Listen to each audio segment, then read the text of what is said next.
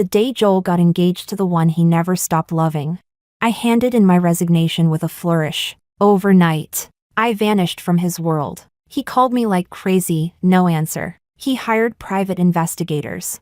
Even considered filing a missing person report, but I had already escaped to the serene spring city, mapping out blooming seasons in my courtyard by day, and sipping cocktails named Decadent Dreams by night. Life was gentle, lush, and in full bloom, until my little guest house went viral on social media, and Joel caught sight of my blurry profile in someone's post. That day, rain poured like sorrow, and in the courtyard that always felt like spring, even the flowers wilted. Chapter 1. When Joel and Elise held their engagement party. I was at home, bored out of my mind, typing my resignation letter. That phrasing felt too deliberate. Delete. My junior Diana, also my personal fangirl, called me, full of righteous indignation. Celine, Joel's getting engaged. And the bride isn't you. Thanks for the reminder. They're saying you're about to get kicked out too. You can't lose to that pretentious coquette. I quickly corrected her. She's not a coquette. She's the one that got away. That forever pure, heartbreakingly beautiful white rose. Everyone knew that Elise had always been the woman Joel could never forget. Besides, I'm already suspended, aren't I? But you were framed. I cut her off with a flat If Joel didn't believe me, what use was it if the whole world did? I kept typing my resignation. Diana hesitated. Celine, you're not actually planning to leave, are you? I nodded, then remembered she couldn't see me, so I quietly said, yeah. She got even more anxious. If you walk away now, how will you ever clear your name? You've worked so hard for this. Are you really going to just throw it all away over some impulse? I stared at my fingertips and silently shook my head. Diana didn't know. I wasn't leaving out of impulse. I truly wanted to go. Dean, sent, success. Chapter 2. My name is Celine, and I grew up in an orphanage. From an early age, I knew I was different from other kids, but that never made me sad. I was lucky. Other kids had mom and dad, but I had Auntie Mom, and she gave me my name, Celine, which means good fate. Other kids were forced to learn piano or painting. No choice. Me? I chose flowers. I learned through dirt, water, and intuition. You could say I turned a hobby into a skill, then a skill into a profession, while getting muddy with my seedlings. I somehow made it into an agricultural college. If everything went as planned, I would have just been a happy little gardener. But, well, life had other plans. Chapter 3. Back then, Joel wasn't Joel, just a cool-looking teenager. It was my fault. The weather report said it would rain that night, so I rushed to the lab to close the windows, but only when the downpour started did I realize I'd forgotten my umbrella. No one was around. I braced myself to run into the storm. Then I saw Joel walking by with an umbrella. Hey, can I walk with you? I shouted. He glanced at me and kept walking, just until the main road. I'm desperate. Maybe my voice sounded sincere enough, because he finally turned toward me. As soon as he saw my face, he paused, a flicker of surprise in his eyes. Did I look like a tragic beauty under the moonlight? I doubted it, but I needed to get out of the rain. Where's your dorm? I'll walk you. Nice. Out of courtesy, I pulled out a little potted flower from my bag. Thanks. This is for you. No. Figures. Cool guy. Few words. I'm allergic. Well, then we're definitely not meant to be. Funny thing, once you meet someone, you start running into them constantly. That was Joel. We became familiar, then friendly, then nearly inseparable. I learned he studied business in the top elite program next door, that he came from money, and I learned the reason he was nice to me was because I looked just like the girl he could never forget. Chapter 4. The first time one of Joel's buddies met me, he had the exact same reaction Joel did. Wow, you look just like Elise. Was I supposed to say that?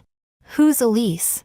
Joel's childhood sweetheart. Too bad she left him and went abroad to study piano. He's probably never gotten over her. The poor guy suddenly realized what he'd said and looked embarrassed. Don't take it the wrong way. I was just making conversation. I waved it off. It was fine. Joel and I were just friends. But over time, we spent more and more time together. Longer hours. Closer distances. Everyone assumed we were a couple. Sometimes. I did too. I never asked Joel the big question. Am I just a stand-in? After all, after years of growing flowers, I'd learned something important. When a flower's in bloom, you pluck it. Life is bitter enough. Better to enjoy the sweet while it lasts. When we graduated, Joel invited me to be his assistant. Ah, so young master was finally heading back to inherit his family fortune? Well, I'd follow him into the world of boardrooms and spreadsheets. Keep my plants on the windowsill. And live off the perks. Not a bad deal at all. From then on, he became young Joel. And I became Celine. Chapter 5. If I had to judge, honestly, Joel was pretty good to me. It was probably the classic slow-boil frog situation. The more I saw him, the more pleasant he became, especially the day he took me to the orphanage to visit my auntie Mom and the kids. Every time we passed the milk tea shop downstairs, he'd buy me that overly sweet nonsense he personally couldn't stand. When I insisted, he'd sit with me in grimy diners, watching me stuff my face, tossing napkins at me with a frown. He'd mutter that I wasn't ladylike enough. No big deal. I'd tell him he was boring and had no soul. After 2 weeks of working overtime, I groaned dramatically, cursing evil capitalism. This time, Joel actually replied, "I'll give you a raise." But sometimes, I really wanted to punch him. We'd go to the movies. I wanted comedies. He picked art films. I suggested a romance. He scoffed. You wouldn't get it. His ringtone? A melancholic piano piece. I told him it didn't match a guy in his 20s. He said, "You just don't get it." And for my birthday, he gave me a vinyl of Ballade pour Adeline. I stormed over to confront him. "This is what you got me for my birthday?" He looked at me with faux sophistication. "Listen to it more. You'll understand." Honestly, I was thrilled when I saw the gift box. But when I opened it, I was shocked. Shocked that he could be this pretentious. Ballade pour Adeline? No, I didn't get it, but I sure knew how to dunk his head in water till he did. You don't get it. I don't get it. Who the hell actually gets it? Spoiler alert, I got it. He still hadn't let go of her. Chapter 6. It wasn't that big of a deal. Really, who doesn't have a white moonlight they can't quite get over? Dr. Chin once said, "What you can't have always stirs the heart." But Auntie Mom used to tell me, if you want something, go after it with sincerity. Since Joel was already my boyfriend, I figured I might as well treat him even better, and better still, so he'd have no time to think about Elise. Joel was busy managing a new subsidiary. Always too swamped to eat properly, so I made it my job to plan his meals every night. Not necessarily delicious, but always nutritious. It became the most important part of my day. Whenever Joel had to attend social dinners, I started going along. If I couldn't block the alcohol, at least I could tap his foot under the table when he was close to tipsy. And if he did get drunk, I'd already have honey water waiting. After so many events, my alcohol tolerance skyrocketed.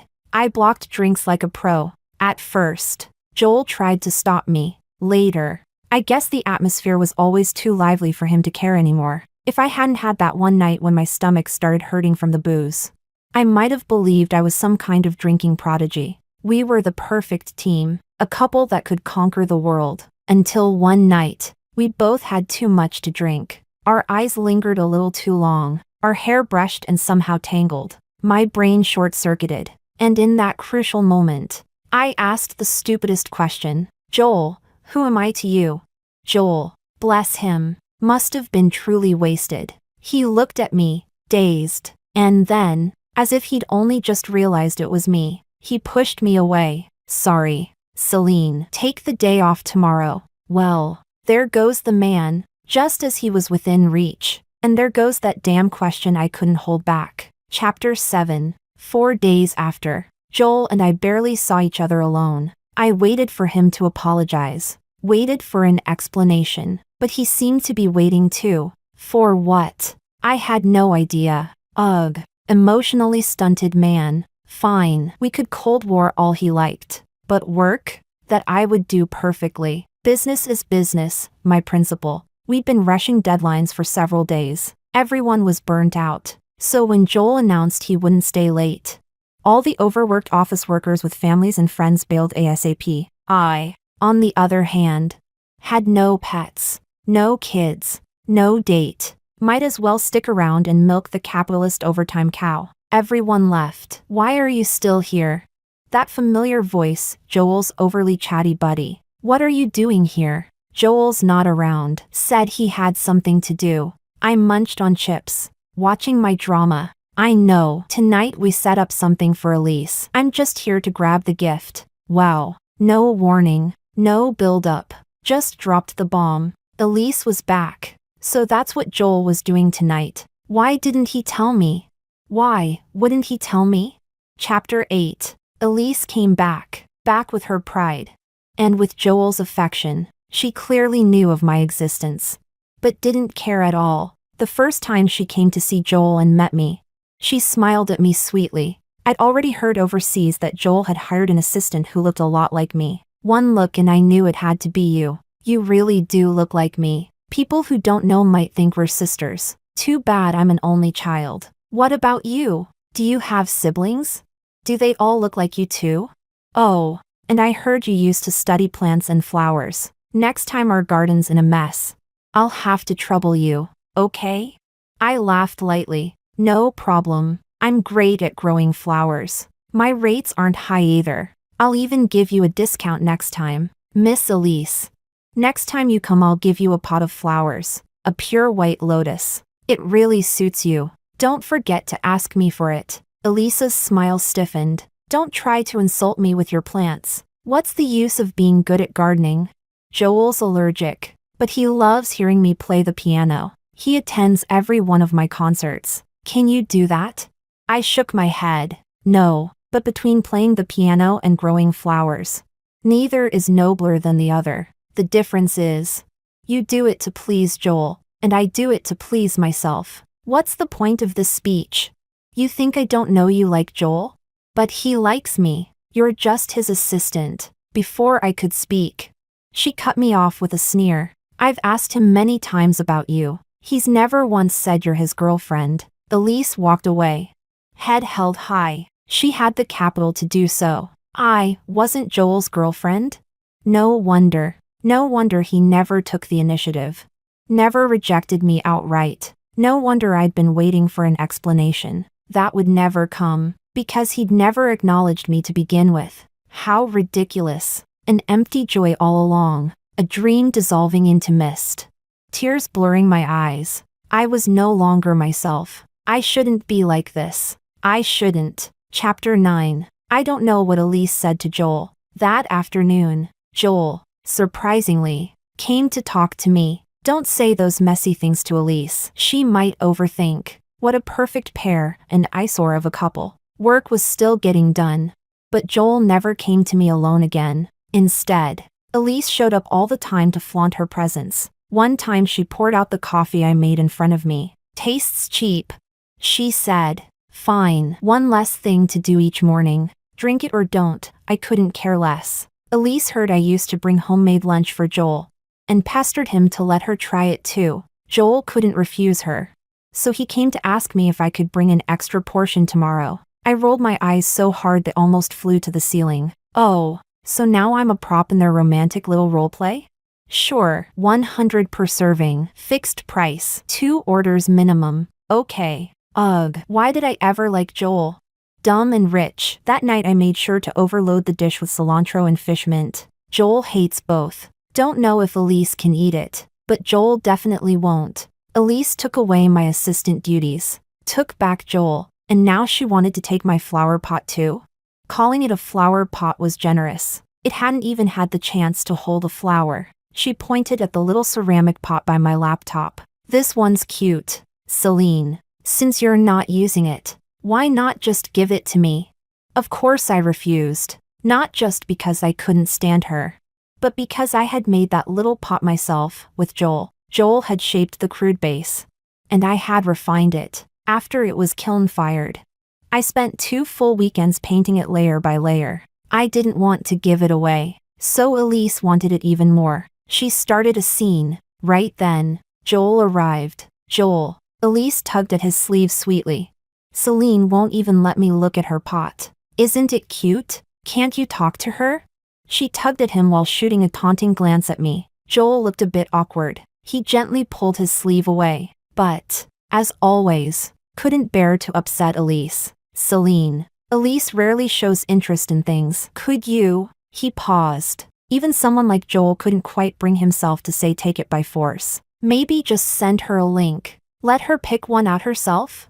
Boom. Everyone's face dropped. Only Joel could manage to offend everyone with one sentence. He really couldn't see Elise's interest wasn't in the pot, it was in me. And he clearly didn't remember this was something he made with me. Celine. Elise. Crystal clear now where his loyalties lie. He never saw it, never cared. What was I even upset about? It's pointless. This pot's dirty and cracked. Not suitable for Miss Elise. I tossed it in the trash without a second glance. As for the link, it's long gone. If you like it that much, Joel, go find one yourself. Another pointless, sour ending. This tit-for-tat wasn't making me happy. They say flowers are heartless but people are full of emotion. I disagree. I think flowers are the kinder ones. Chapter 10. After that, Elise surprisingly stayed away for a while. I quite enjoyed the piece. But the good days didn't last. The bidding project we'd been working overtime on for over a month suddenly collapsed. Others didn't know why, but I did. That kind of thing shouldn't have happened. Everyone toasted, buddy-buddied, sealed deals, yet at the last minute, we got stabbed in the back. Celine, get in here. Joel's tone was sharp, even with the recent tension. He never spoke to me like this. I had a very bad feeling. Celine, I'm asking you seriously. Did you leak our base price? I looked up, stunned. This was the Joel who had walked side by side with me for years, and now he suspected I had betrayed the company? I never thought you were the type to bite the hand that feeds you. He said, right, she's everywhere. I've never leaked anything to anyone outside. I was cut off by Elise's syrupy sarcasm, but I heard the leak came from an account with a flower avatar. Isn't that you? I took a deep breath and reminded myself, don't argue with idiots. Focus on solving the problem. You heard? And from whom? Elise. Maybe you're meddling a bit too much. Joel's face darkened instantly. Enough, Celine. You don't have the right to speak to Elise like that. If it weren't for her father's connections, do you think they would have even looked at us? Right, qualifications. Joel was really pulling the connections card on me? No, right? While you were planning her welcome party, I was working late alone crunching numbers, and I have no right? I clenched my fists. So what now? I should thank you for making me take the fall? Let me ask you just one thing. Do you believe me? Everyone else can doubt me, but Joel, he can't. I stared him down, desperate for a shred of trust in his eyes. Just a flicker. But no. See for yourself. He slid over his phone. A message. Anonymous. My profile picture. A data file being sent. I was so furious I actually laughed. If you can believe something that stupid, then I really misjudged you. All beauty, no brain. Ever since Elise came back, Joel had become nothing but a soft-headed simp. Celine, Joel didn't accuse you publicly. That's already. I couldn't listen to Elise's smugness 1 second longer. Bang. I yanked open Joel's office door. Joel, I don't need your so-called mercy. You know what I did. I know what I did. Chapter 11. I was suspended. Joel said it was in accordance with the company handbook and based on existing evidence. Fair and impartial. Sure, Joel is fair to everyone. Except me. After graduating, I had worked for him non-stop. Now, finally, I had some time to live for myself. And honestly, it felt great. Especially not having to see those lovebirds every day. Only downside was Diana wouldn't leave my ears alone. Celine, you have no idea. That White Lotus thinks she owns the place now, ordering everyone around. This and that. Might as well run the company herself. But today, she actually did a good thing. said she's having a piano recital. And Joel gave us the day off. With too much free time, thoughts creep in. I thought of that birthday night, the one where I asked Joel to spend it with me. But he said he was too busy. My phone vibrated. Celine, tonight's my recital. You probably don't want to come.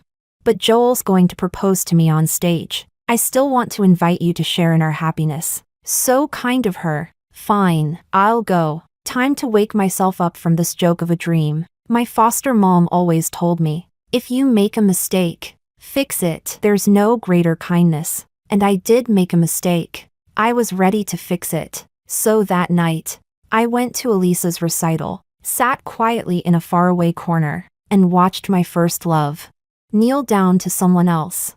And end my story. Chapter 12. That day, I spent a long time replaying the wreckage of my so-called relationship. And finally, I reached a conclusion. I'm fine, but Joel isn't worth it. Let those two crazy lovebirds go to hell together. Screw it. From now on, I'd rather die than be someone's assistant again. Even love as deep as the ocean ends up as butterflies torn apart. Life and death. Yin and yang. Bad omen anyway. And in my case, I'd never even had real love to begin with. Once that clicked, I felt light as a feather. While my mood was steady and my head clear, I stayed up all night writing my final masterpiece for the company, a resignation letter. It started rambling, turned into an essay, then into a string of curses. But at the end I still magnanimously wished Joel well, wished the company prosperity, and wished him and Elise 100 years of harmony. The next day at work, everyone but me got to witness their happiness. Joel escorted Elise from office to office, handing out wedding candy. When they reached the assistant's room, Elise leaned sweetly on Joel's arm. Celine's still here. That's great. She'd definitely help us plan everything perfectly. You'd have less to worry about. Why don't you just lift her suspension?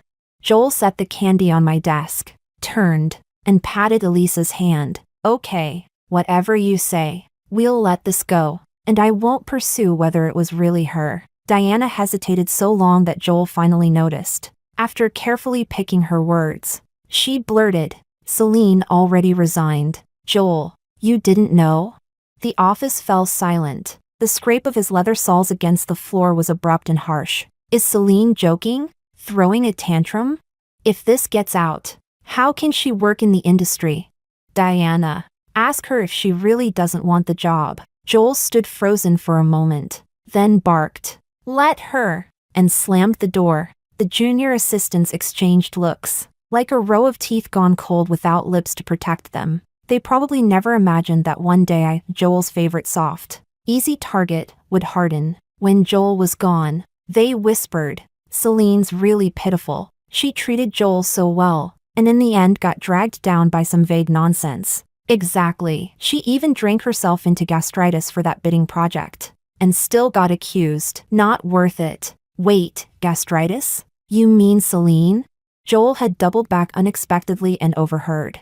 The girl panicked, stood up, and pulled bottles of medicine from my drawer. Joel, it's Celine. She's still taking stomach meds. Joel froze. He knew exactly how I got that stomach problem. All those drinking sessions, networking on his behalf. Back then he'd asked if I felt sick drinking so much. While handing him a lunchbox I'd teased, You think everyone's like you, can't handle a whiff of flowers or alcohol. I can drink more than you. You're the one who should watch it. Joel's face darkened, even turned a little lost. Elise, noticing Joel hadn't come back, appeared. In an instant, Joel straightened himself, back to his usual blank mask. See? Even after realizing I'd nearly worked myself to death for him. One call from Elise and off he went. I'm not sure whether I'm more pathetic, or Joel more pitiful. And how do I know all this? Not because I still care about Joel, just because Diana's need to share every detail can't be stopped. Chapter 13. It had been several days since I resigned, and Joel hadn't shown even the slightest reaction. But I no longer cared. I heard Elise still couldn't stand even a speck of dust named after me. She told Diana to completely clear out my desk. And Joel, walking past that now empty desk every day, never once stopped. Until one day, he saw that pesky little flower pot again. Diana, as always, was sharp enough to read the room. Joel. This was a pot Celine left behind. She threw it out, but I thought it looked nice, so I brought it back. It was still that same dull, not even cute-looking pot. And now, abandoned by its owner, it bore a small crack on its side. Elise, ever the superstitious princess, called cracked pottery unlucky and was about to toss it again, until Joel stopped her. Give it to me. And this time, Diana, usually the office peacemaker, didn't play along. Joel, Celine made that one herself. She's already quit. Maybe, just let the pot go too? That hit like a brick. All color drained from Joel's face. He didn't respond. He just grabbed the flower pot and muttered, "She made it herself." As if something dawned on him, he traced the inside and outside of the pot with his fingers. Finally, he found what he was looking for. Etched into the handle were our initials. Just the two of us. Did she leave anything else? Joel asked, eyes red. Her sunflower handbook, full of notes she made about you. Want to read it? Joel took the little notebook, written in my careful handwriting, and returned to his office in silence. Inside were all the things he liked and hated. How to manage his schedule. What kind of proposals would win his approval. Joel realized I knew him better than he knew himself. But now, I'd let all that go. Chapter 14. 2 years passed before Diana contacted me again. By then, I had already made a home in the beautiful city of Chuncher, a city of endless spring and blooming flowers. This was where I belonged. I'd always felt guilty about Diana. When I left, I didn't say goodbye to anyone, not even her. But the truth is, I missed her. After all these years, she's one of the few people I could truly call a friend. We both sighed, recalling how I'd vanished without a trace. She brought up a name I'd nearly forgotten, Joel. He went almost crazy trying to find you. She said. He called nonstop. Found your place empty. Even contacted your orphanage. You didn't even tell your aunt. He couldn't believe it. In the end, he tried everything, hired detectives, reported you missing, but you never showed up. That was the first time I saw Joel fall apart. He would just stare at your empty desk, work like a maniac, just so he could save time to keep looking for you. He didn't let Elise touch a single thing you left behind. Celine. I think you actually won, did I? Not really, because I gave him my real feelings, and fell for him too, but that doesn't matter anymore, because now, I don't love him anymore. Chapter 15. Life in Chuncher was genuinely peaceful. I opened a small guest house here, in the courtyard. I planted all kinds of flowers. Visitors from all over came just to take photos in front of my massive floral wall. And I loved the city's nights. Chuncher is like a gentle, mysterious girl who healed both my heart and my stomach. These past 2 years, I'd become good friends with the bartender at the local lounge. Whenever there was a new drink in town, I'd be the first to try it. Hey, come look, Ethan called out. I was just scrolling Weibo and found a girl who looks exactly like you. And guess what? She's from Luoshire too. Isn't that wild?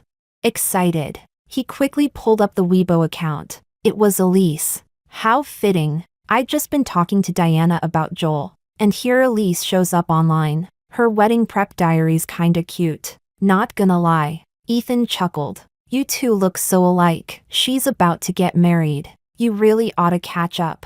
So they're getting married. That's nice. It's how the story was always meant to end. Just because we look alike doesn't mean our lives will be the same. I snapped out of it and teased him. Aren't you the one who dumped me? You better take responsibility. Whoa, don't get any ideas.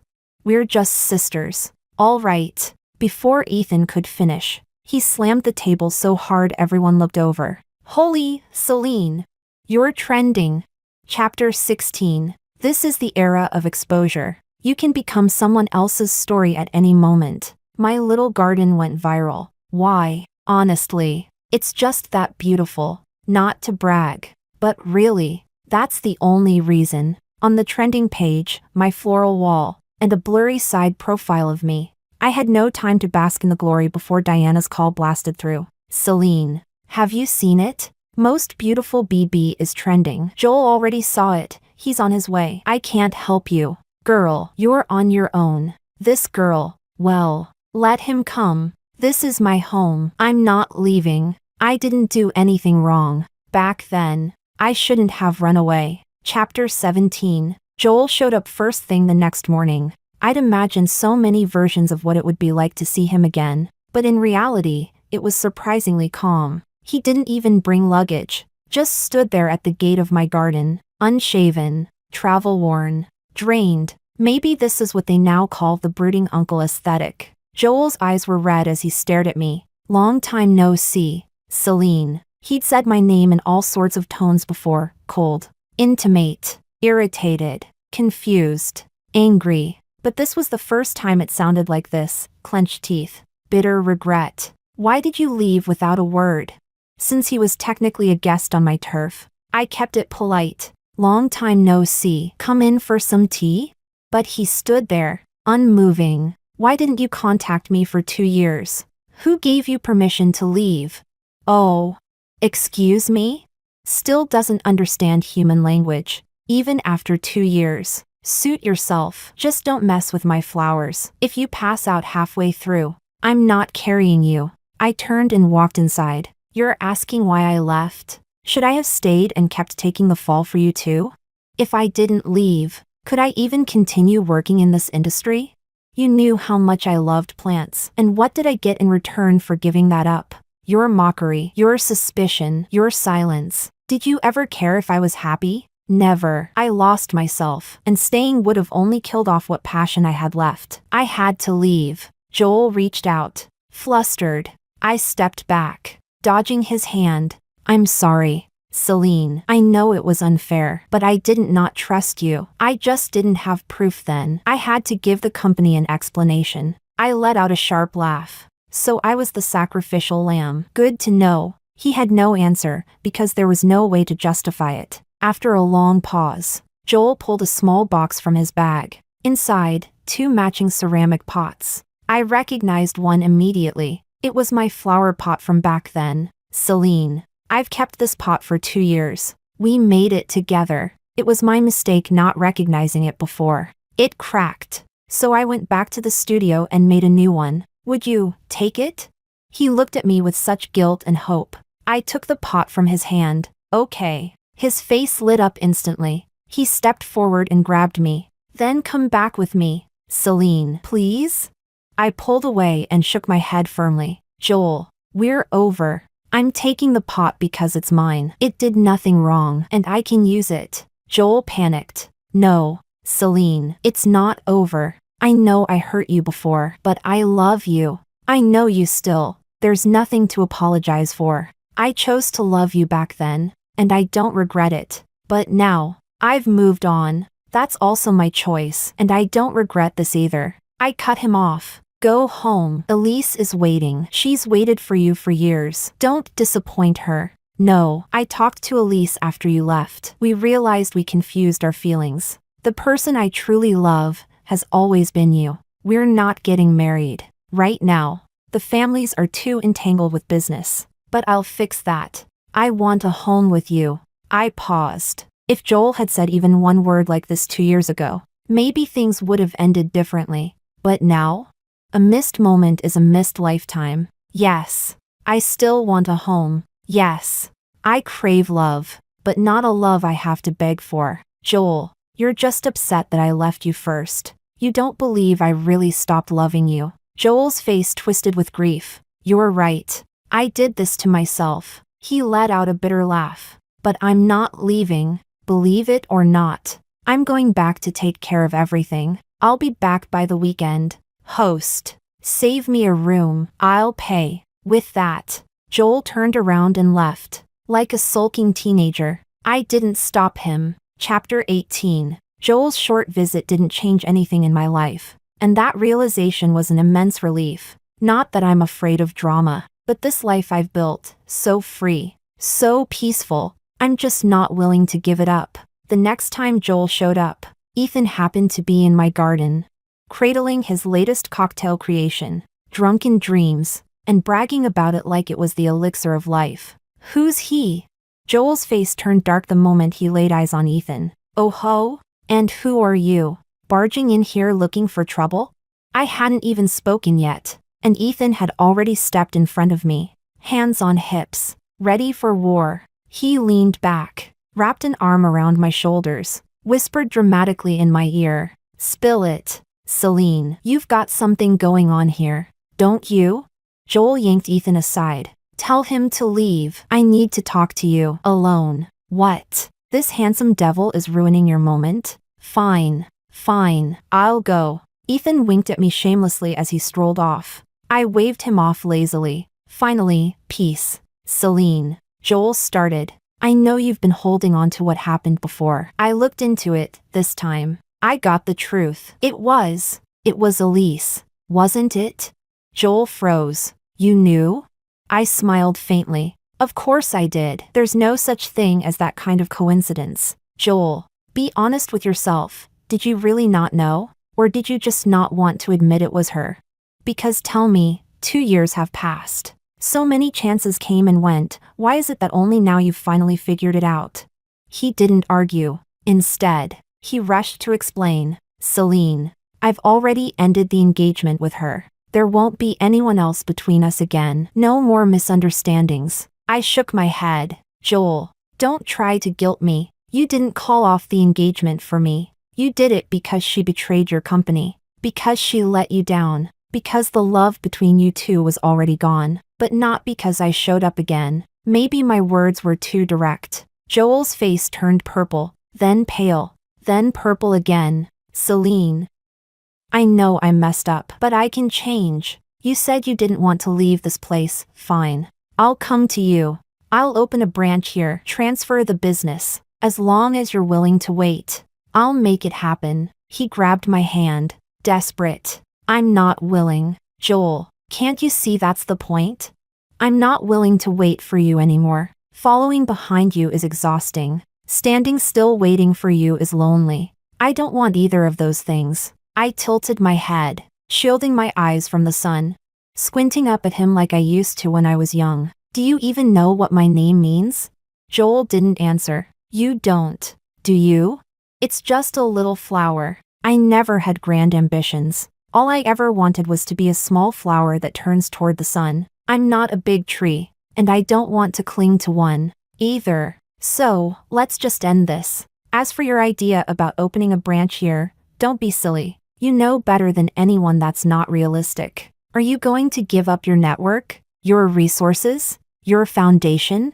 The more I said, the more his face fell. He looked like he was on the verge of tears. "I can start over. I don't care. As long as I can be with you." But I still shook my head. Sunrise with hope, sunset with peace, a heart full of dreams, busy but not lost. That's the life I want. And Joel can't give me that. Truthfully, I don't blame him anymore. We were young. Feelings then were never about right or wrong. And besides love, I gained something even more important. Myself. Chapter 19. Joel left. This time, I walked him to the gate. Before he left, I handed him a tiny succulent, planted in that same little flower pot we once made together. The flower I never managed to give him when we first met. I finally gave it away. One day, I'll meet someone who's willing to cherish this little flower that is me. But that person won't be Joel. Goodbye. First love. This time, for real. Ethan was waiting outside the garden. When Joel passed him, he didn't even pause. Ethan burst in the moment Joel was out of sight, grabbing my wrist excitedly. "Who was that? Who was that? An ex? Huh?"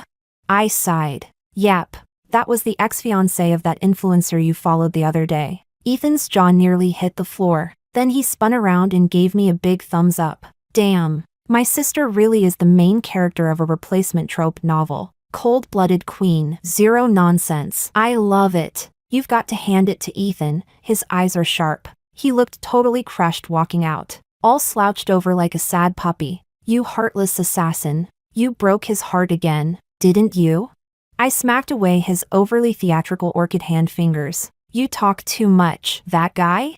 Even if one of his 7 senses is broken, he's still got 6 to spare." Chapter 20. After that, Joel never came to see me again, but he often sent me WeChat messages. He told me he's taking good care of the little succulent I gave him. He told me he's managing the company well. He told me he visits Auntie Mama and the kids regularly. He told me he'll keep waiting for me, but I never replied. Of course, I didn't delete him from my holiday greeting or guesthouse promo group messages either. I suppose, when I finally meet someone truly right for me, I'll send Joel a wedding invitation. Aw, but enough about that. Ethan's at it again, pestering me for gossip. I've got stories. Do you have wine? Buy me a drink tonight.